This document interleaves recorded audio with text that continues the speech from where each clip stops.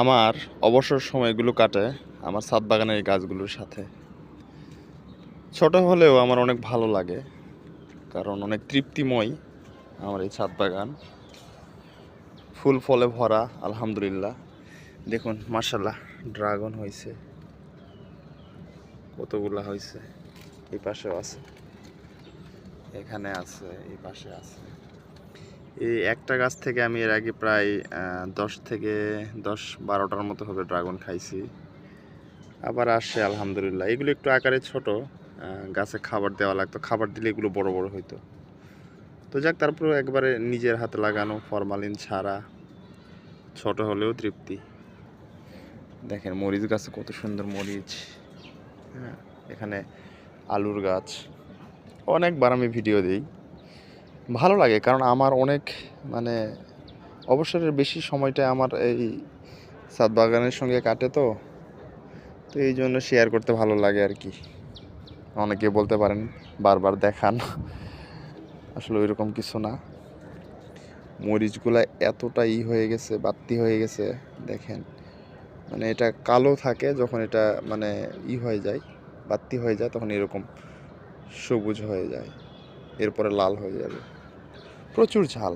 হ্যাঁ, দুইটা দিলে একটা তরকারি হয়ে যায়, দুইটা দেওয়া যায় না।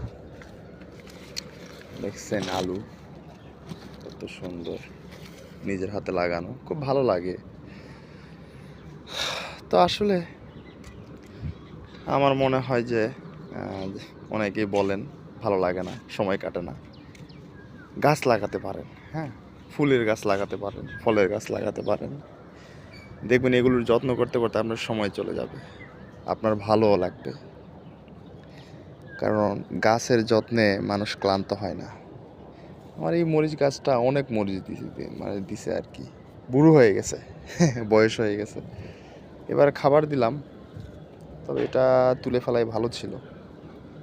অনেক পুরনো গাছ, 1 বছরের বেশি সময়। তো তারপরও ফুল আসতেছে, দেখেন ছোট ছোট ফুল আসতেছে। মানে আরও মরিচ হবে, কিন্তু আমি যতটুকু ভাবতেছি এবারের মরিচগুলো আসলে আকারে ছোট হবে, খুব একটা বড় হবে না।